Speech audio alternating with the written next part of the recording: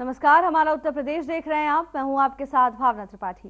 सहारनपुर की थाना नकुट पुलिस पर आरोप है कि उसने लूट के मामले में का फर्जी खुलासा कर माल बरामद करके बेकसूरों को जेल भेज दिया। लूट में जनसेवा केंद्र के गले से मात्र 6,900 रुपए मिले थे, लेकिन केंद्र संचालक ने एफआईआर में 1.5 लाख लिखवा दिया और पुलिस ने एक बदमाश का एनकाउंटर कर 27,000 बरामद भी दिखा दिए। यही नहीं, लूट में 6 बदमाश शामिल थे, लेकिन आरोप है कि पुलिस ने मामला डकैती के बजाय लूट में दर्ज करने के बाद बदमाशों की संख्या 4 ही दर्ज की है। जिन्होंने लूट की, उस बदमाश ने अपना वीडियो जारी करके कहा कि गले में सिर्फ 6,900 रुपए थे जो उन्होंने लूटे थे। इसमें भी 700 रुपए के सिक्के थे। पुलिस ने लूट के 27,000 रुपए बताए। बदमाश ने वीडियो में आरोप लगाया है कि लूट में वो और उसके 3 साथी थे। पुलिस ने 3 निर्दोष लोगों का जीवन बर्बाद कर दिया है, यहां तक कि उन्हें एनकाउंटर में भी शामिल दिखा दिया। जब लूट 6,900 की थी तो फिर एक बदमाश से 25,000 बरामद कैसे दिखा दिए? इस खुलासे के बाद पुलिस विभाग में हड़कंप मचा हुआ है। पुलिस ने आनन फानन में जनसेवा केंद्र के संचालक की वीडियो जारी कर पूरे मामले की सफाई दी और एसपी देहात ने भी मीडिया के सामने पूरे मामले पर अपना पक्ष रखा है।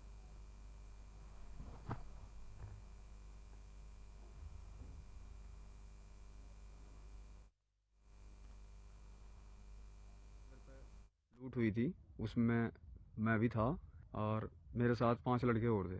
तो कुल हम 6 लड़के थे, 4 अंदर थे और मैं और एक लड़का और, हम बाहर थे बाइकों पे। गल्ला सीसीटीवी वीडियो में दिख रहा, वायरल हो रही वीडियो, उसमें दिख रहा कि गल्ला लेना ग्रेस पते।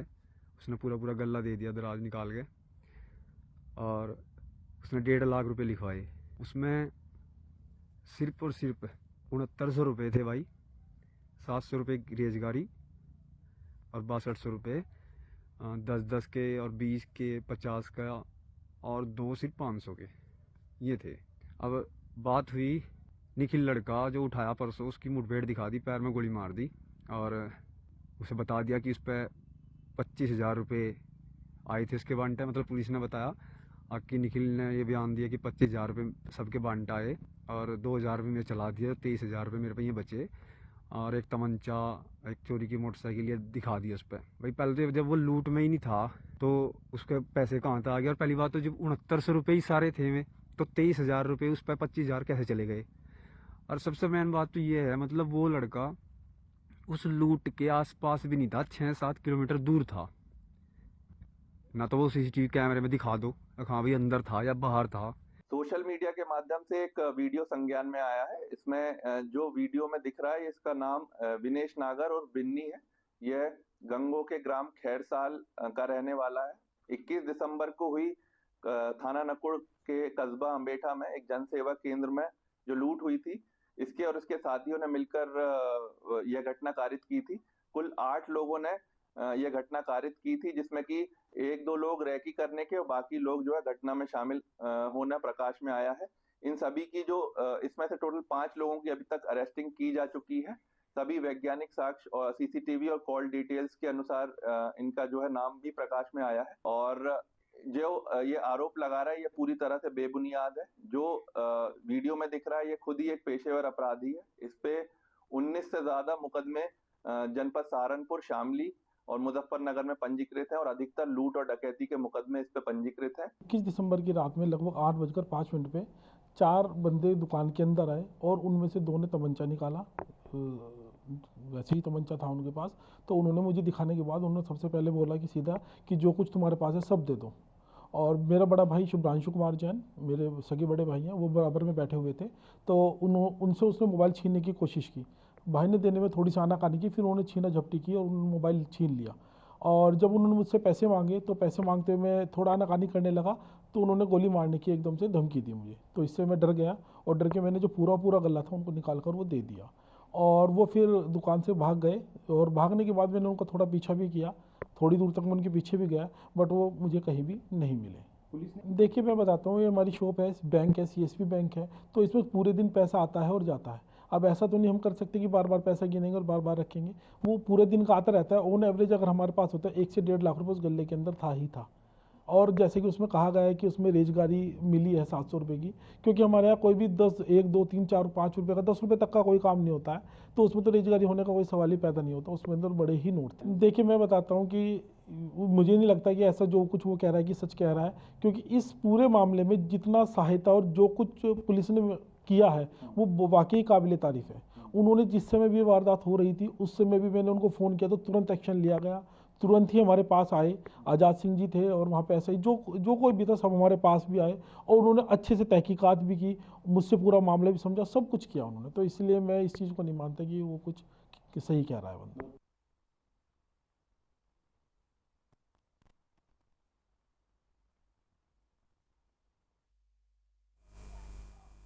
हस्तिनापुर थाना क्षेत्र में सड़क पर एक खून से लथपथ युवक की लाश मिलने के बाद सनसनी फैल गई। मृतक की शिनाख्त इलाहाबाद के रहने वाले शख्स के रूप में हुई है, जो हस्तिनापुर क्षेत्र में एक फार्म हाउस में चौकीदार था।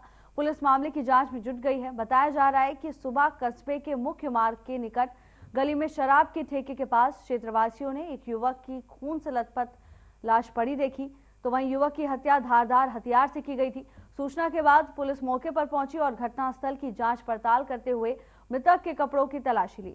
मृतक की जेब से कुछ कागजात और आधार कार्ड भी बरामद हुए हैं, जिसके जरिए युवक की शनाख्त इलाहाबाद निवासी सौरभ शर्मा पुत्र श्याम लाल के रूप में हुई है।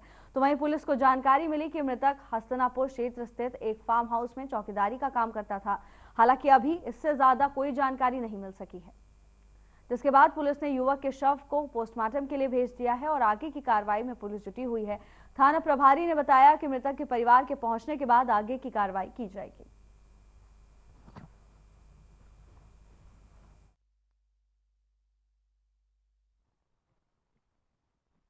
थाना क्षेत्र हस्तिनापुर में एमवीएल स्कूल वाली गली है, वहाँ पे बिल्कुल सुबह आज थाने को सूचना प्राप्त हुई थी, एक व्यक्ति मृत अवस्था में पड़ा है। मौके पर तत्काल थाना हस्तिनापुर की पुलिस पहुंची है, हमारी फील्ड यूनिट आई है और सघन जांच की गई है और जो बॉडी को कब्जे में लेके पोस्टमार्टम के लिए भिजवा दिया गया है। अब तक जो व्यक्ति था उसकी पहचान हुई है, सौरभ नामक व्यक्ति है, जिनके यहीं पे रहने की जानकारी मिली है, जो मूल रूप से प्रयागराज जनपद के रहने वाले थे। उनके बारे में और पता किया जा रहा है, परिजनों से संपर्क करने का प्रयास किया जा रहा है और जो विधिक कार्यवाही है वो थाने के द्वारा संपादित की जा रही है। सहारनपुर की कोतवाली देवबंद क्षेत्र के गांव महतोली में चेकिंग करने गई ऊर्जा निगम की टीम पर ग्रामीणों ने हमला कर दिया। हमले के दौरान ग्रामीणों ने ऊर्जा निगम के एसडीओ और अभियंता की जमकर पिटाई कर दी।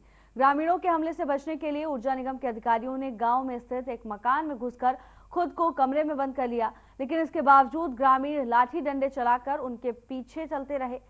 हंगामा और मारपीट की सूचना मिलते ही गांव पहुंचे ऊर्जा निगम के अधिकारियों ने बहुत मुश्किल से ऊर्जा निगम के अधिकारियों को ग्रामीणों के चंगुल से छुड़ाया। इसके बाद ऊर्जा निगम के अधिकारी कोतवाली पहुंचे और हमलावरों के खिलाफ कार्रवाई की मांग को लेकर कोतवाली में तहरीर भी दी है। तो वहीं एसडीओ अभिषेक सिंह के मुताबिक भीड़ में शामिल लोग लाठी डंडा लेकर उनके साथ जमकर मारपीट कर रहे थे। हमले में एसडीओ के पैर पर चोट आई है, इसके साथ ही उनके हाथ में भी चोटें आई हैं। एसडीओ का आरोप है कि जब वो कोतवाली पहुंचे तो पुलिस के द्वारा जांच की बात की गई और उन्हें थाने से वापस कर दिया। ऊर्जा निगम के अधिकारियों ने मुख्यमंत्री और ऊर्जा मंत्री से पूरे मामले में कार्रवाई की मांग की है।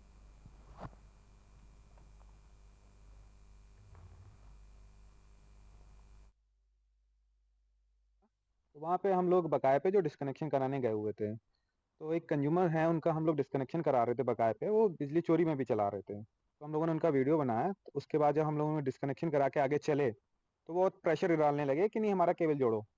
तो जब हमने उनसे कहा कि ये बकाये पे है, केबल नहीं जुड़ेगा, आप जमा करा दीजिए, हम केबल जुड़वा देंगे, लेकिन वो नहीं माने। हम उसके बाद हम लोग थोड़ा सा आगे बढ़े, वो पीछे हमारे एक बुजुर्ग व्यक्ति थे, वो पीछे दौड़ते हुए आए, एकदम धक्का देने लगे। लेकिन हमने कहा बुजुर्ग आदमी है, चलो ठीक है, बच के थोड़ा सा निकलने की कोशिश करे, लेकिन पहले वो धक्का मुक्की करे। फिर जब हम आगे की तरफ भागे तो सामने से एक व्यक्ति आके मेरे पे अटैक करा उन्होंने तुरंत। वहाँ पे ईंट मार गई, मेरे पैर में लगी आके। वहां से मैं जैसे तैसे भागा। काफी मेरे स्टाफ ने सर कहा कि सर यहाँ पे घुस जाइए। मैं बगल के घर में घुसा, वहां पे भी घर में भीड़ आके घुसी। मैंने बहुत रजिस्ट करने की कोशिश की, बट मैं कुंडी नहीं लगा पाया वहां पे उसमें, क्योंकि मुझे अंदाजा नहीं था कि यहाँ पे भी आ जाएंगे। फिर मैं वहां से कूदा, जब वो वहां घुसे फिर मैं वहां की दीवार से कूद के मैं रास्ते में भागा। उन लोगों ने मेरा वहां तक पीछा किया, फिर मैं दूसरे के घर में जाके, एक वहाँ पे दुकान थी छोटी सी, मैं उनके घर में जाके घुसा और मैंने तब कुंडी बंद करी, तब मैं वहां जाके बच पाया। इवन वहां पे उन्होंने दरवाजा काफी तोड़ने की कोशिश करी, तब तक हमारे ड्राइवर ने 112 पे कॉल करके वहाँ चौकी इंचार्ज को फोन करके कॉल किया था। जब वो थोड़ा सा वहां पे पहुंचे, जब उन्होंने कहा कि सर पुलिस आ गई, तब मैं थोड़ा बाहर आ पाया और मेरी जान बच पाई है तभी।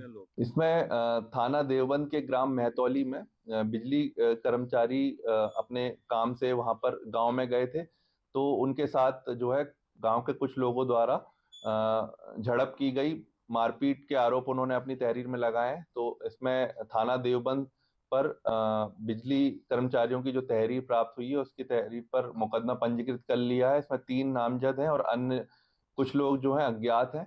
इसमें वीडियो और मौके के गवाहों के अनुसार इसमें अभी तस्दीक किया जा रहा है कि कौन लोग इस घटना में थे। जैसे जैसे इसमें नाम क्लियर होते चले जाएंगे, इसमें आगे की वैधानिक कार्रवाई थाना देवबंद पर की जाएगी।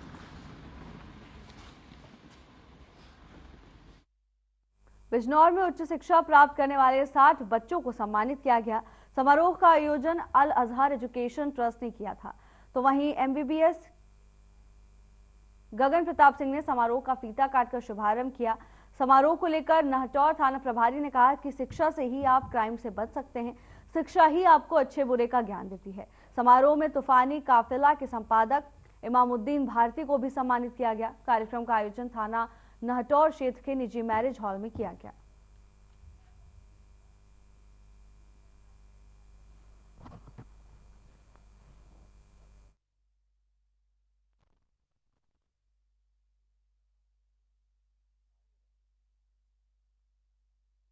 मैनपुरी में साल के अंतिम दिन 6 पुलिसकर्मियों की विदाई सम्मान समारोह आयोजित हुई, जहां पुलिसकर्मियों को सम्मान समारोह के दौरान सम्मानित किया गया। SP ने विदाई समारोह में उपस्थित होकर उन्हें उनके सेवा के लिए सम्मानित किया और उनके उज्जवल भविष्य की कामना भी की। समारोह पुलिस विभाग के द्वारा आयोजित किया गया, जिसमें इन पुलिसकर्मियों के योगदान को सराहा गया। हर महीने की अंतिम तारीख में जो भी हमारे महीने में सेवानिवृत्त होते हैं पुलिसकर्मी, उनका पुलिस लाइन में एक आयोजन के साथ उनको ससम्मान विदाई दी जाती है। उनके जो ड्यूज़ हैं उनके बारे में देखा जाता है और उनको शुभकामनाएं दी जाती हैं कि सेवानिवृत्ति के बाद भी आप पुलिस के अंग बने रहेंगे और कहीं पर भी कोई बात आती है तो वो अपनी बातों को रखेंगे, उनका समाधान किया जाएगा। साथ साथ उनसे भी ये अपेक्षाएं की जाती हैं कि क्योंकि लंबे समय तक आप लोग पुलिस परिवार में रहे हैं, तो कहीं पर भी पुलिस की इस तरह की सहयोग की अपेक्षा होती है तो आप ज़रूर उसमें अपना योगदान देंगे।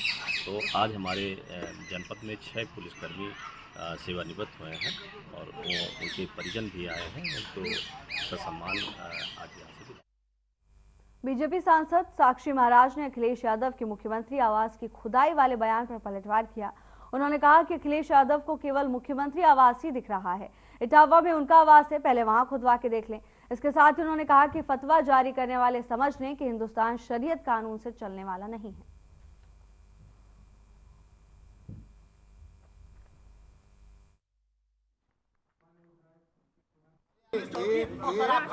एक आपने बरेली के मौलवी का प्रश्न उठाया था, तो ये निश्चित समझ लीजिए, फतवा जारी करने वाले भी समझे, आप भी समझ लीजिए, हिंदुस्तान शरीयत कानून से नहीं चलने वाला है, भारत के संविधान से चलने वाला है। तो वो लोग अपनी अकल को दुरुस्त कर लें, जो शरीयत की बात करते हैं, संविधान का अपमान करते हैं, ये भारत बाबा साहब भीमराव अम्बेडकर के संविधान से चलेगा। ओबीसी क्या कहते हैं, कभी वो देश की बात करते नहीं, राष्ट्र की बात करते नहीं, इसलिए ओबीसी के किसी प्रश्न का उत्तर देना उचित नहीं है।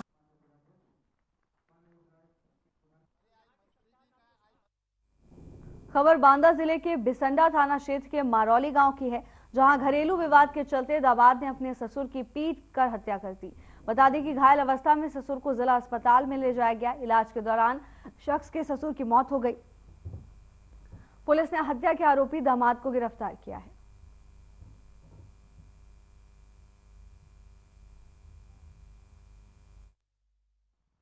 नाम है आपका? पूनम। पूनम कहाँ की रहने वाली है? बरौली की। बरौली। थाना क्या लगता है? थाना बिसंडा। बिसंडा। अच्छा, ये कौन है आपका जो खत्म हुआ है? पापा जी हैं। पापा है। क्या नाम है इनका? सिद्धू। अच्छा, क्या घटना हुई है? घटना बस ये हुई है, बस जीजा जी हमारे पी के आए हैं, शराब पी के आए हैं, तो बस गाली दे रहे थे पापा को, बस फिर मारा है, हमको भी मारा है। अब किस बात को लेके गाली गलौज कर रहे थे? क्या बात, क्या कारण था गाली गलौज करने का? मतलब दीदी को लेवा नहीं जा रहे थे बाहर, अरे हम तुमको लेवा नहीं जाएंगे, हमारी सल्टी होगी। बाहर रहते थे क्या? बाहर रहते थे। क्या मतलब करते थे? शादी करवा ली, ले नहीं जा रहे थे बहन को हमारी। क्या करते थे बाहर? क्या करते थे बस बाहर, अब मुझे क्या मालूम, जो करता हो बाहर। कहता हमारी बीबी है, बीबी के फोटो भी दिखाता है।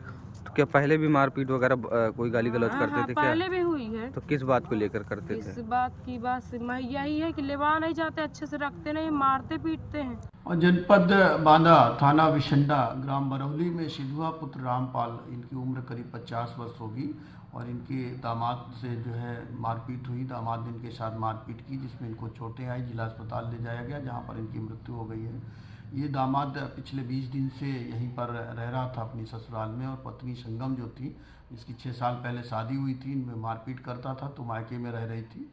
और 20 दिन से रहने के बाद ससुर ने कहा अब इसको ले जाओ, अपने साथ रहो, आराम से रहो। इसी बात में वाद विवाद हुआ, इसने ससुर के साथ मारपिटाई करी, जिससे उनको चोटें आई और उनकी मृत्यु हुई है। इसको दामाद शैलेंद्र को गिरफ्तार किया गया है और इसमें अग्रिम विधिक कार्रवाई। जिले में अत्यधिक ठंड के कारण बच्चों के स्कूलों की छुट्टी कर दी गई। कक्षा 1 से लेकर कक्षा 8 तक के सभी स्कूलों की छुट्टियां कर दी गई हैं। जिलाधिकारी अंजनी कुमार ने बीएसए को आदेश जारी कर दिया और निर्देश दिए हैं कि 31 दिसंबर से 14 जनवरी तक कक्षा 1 से कक्षा 8 तक के छात्रों की छुट्टी घोषित की गई। जिले में कक्षा 9 से ऊपर के सभी स्कूल खुले रहेंगे। शीतकालीन अवकाश को लेकर 31 दिसंबर से 15 जनवरी तक बच्चों का अवकाश घोषित किया गया है।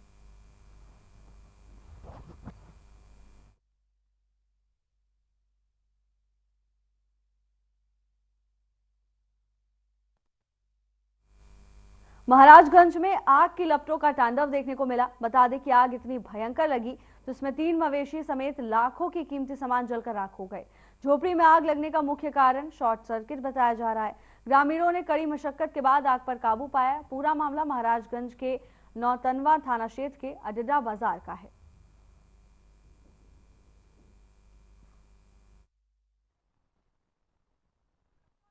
क्या नाम है आपका? राम रतन। कहाँ की निवासी हैं? अड्डा बाजार में हूँ, अड्डा के। जी, आपकी झोपड़ी में और मकान में कैसे आग लगा है? विद्युत विभाग से। जी, विद्युत जो तार गया हुआ है उससे आग लगा है। हाँ, कितना नुकसान हुआ होगा? हमारा पूरा झोपड़ी जल गया, जितना कपड़ा रखे थे 5-6 हज़ार का वो जल गया। जी, ठीक है। शादी का जो कपड़ा था वो सारा जल गया।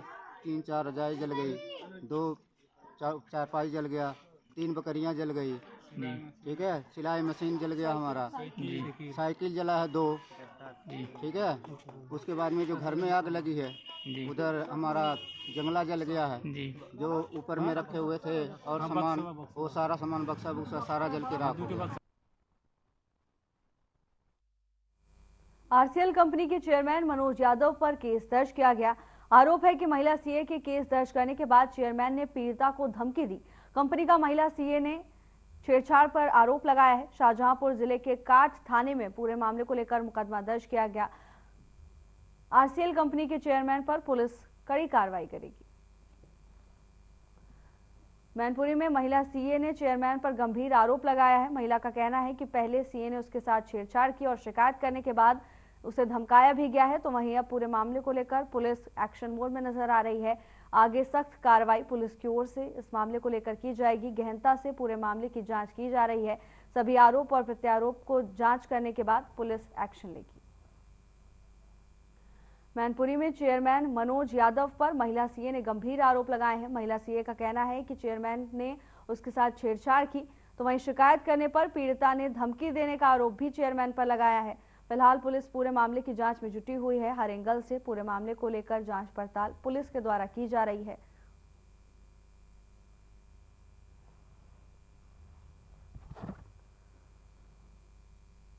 पूरा मामला मैनपुरी से सामने आया है, जहां महिला सीए ने गंभीर आरोप लगाए हैं चेयरमैन मनोज यादव पर।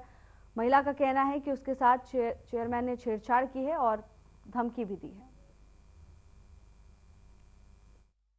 खबर महाराजगंज से है, जहां जिले के गांव में तेंदुआ देखा गया। जिसके बाद ग्रामीणों में दहशत का माहौल है। गांव वालों ने इसकी सूचना पुलिस और वन विभाग को दी। मौके पर पहुंची वन विभाग की टीम तेंदुओं को पकड़ने के प्रयास में जुट गई है। गांव के सिवान में बैठे तेंदुए का वीडियो सोशल मीडिया पर जमकर वायरल हो रहा है।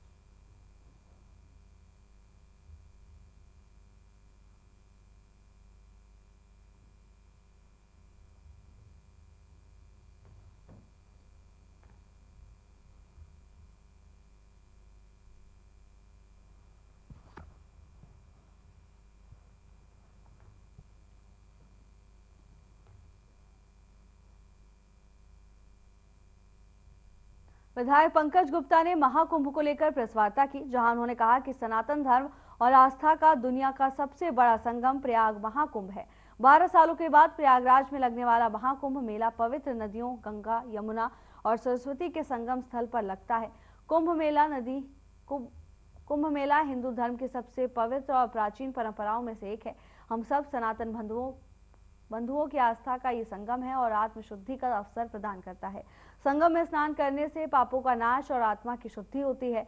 उन्होंने कहा कि विधानसभा को परिवार उन्होंने माना है और परिवार का बेटा होने के नाते श्रवण कुमार तीर्थाटन यात्रा के तहत अयोध्या धाम की माता पिता समान बुजुर्गों को यात्रा कराने के साथ वर्तमान में प्रत्येक पूर्णिमा को निरंतर मथुरा धाम की यात्रा जारी है।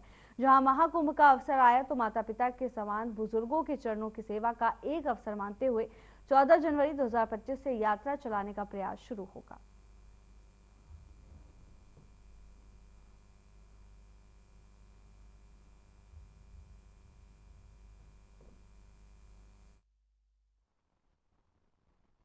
देखिए, हम सब सौभाग्यशाली हैं कि समय समय पर जनता से जुड़ी हुई जितनी भी विकास की परियोजनाएं हैं और उन विषयों को जब अपने माननीय मुख्यमंत्री जी के समक्ष हम लोग रखते हैं तो तत्काल हम लोगों को स्वीकृति मिलती है। हम सौभाग्यशाली हैं कि पोनी रोड की समस्या बरसों बरस थी, पिछली सरकारों में किसी ने ध्यान देने का काम नहीं किया। वर्तमान में अभी पिछले दिनों माननीय मुख्यमंत्री जी ने स्वीकृति प्रदान कर दी है। अब पोनी रोड का चौड़ीकरण का टेंडर भी हो गया और बहुत जल्दी काम शुरू होने वाला है। 7 मीटर चौड़ी पोनी रोड होगी और दोनों तरफ 1-1 मीटर का इंटरलॉक होगा, नाली बनेगी। यानी भव्य रूप से उस पोनी रोड का निर्माण कराया जाएगा ताकि आवागमन में किसी प्रकार की कोई दिक्कत न होने पाए। आगरा में साल के आखिरी दिन सैलानियों का सैलाब उमड़ पड़ा। बड़ी संख्या में देश विदेश से लोग ताज नगरी में ताजमहल का दीदार करने पहुंचे। पर्यटकों को लेकर आगरा पुलिस की तरफ से सुरक्षा व्यवस्था चाक चौबंद की गई। बता दें कि इसको लेकर अब आगरा शहर के सभी चौराहों पर ट्रैफिक समस्या नहीं रहेगी। तो वहीं ताजमहल का दीदार करके लौट रहे पर्यटकों ने ताजमहल की प्रशंसा की है।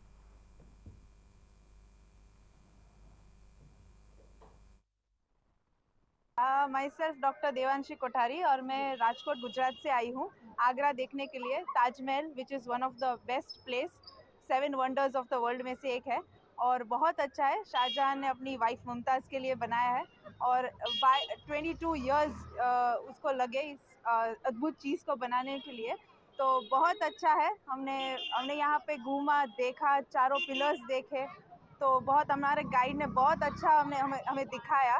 तो इट इज़ बेस्ट प्लेस। जिन्होंने नहीं देखा प्लीज़ यहाँ पे आए, देखिए एक बार, और बहुत अच्छी चीज़ है। मेरा नाम है निधि भीमानी और मैं ऑस्ट्रेलिया से आई हूँ। मेरे को 2024 का लास्ट दिन एकदम मेमोरेबल बनाना था, तो सोचा क्या करे, कहाँ जाए, तो सोचा अगर ताजमहल जैसी चीज़ है जो इंडिया के लिए तो बहुत गर्व की बात है, because one of the wonders में गिना जा रहा है, उसको देख के क्यों ना ख़त्म किया जाए। यहाँ पे आके इसकी सुंदरता देखते ही दिल इतना खुश हो गया है कि पूछो ही मत। It's a very very beautiful spectacular piece और भारत के लिए तो बहुत गर्व की बात है कि ऐसी बड़ी चीज़ हमारे यहाँ दरवाजे पे है कि कोई भी आके देख सकता है।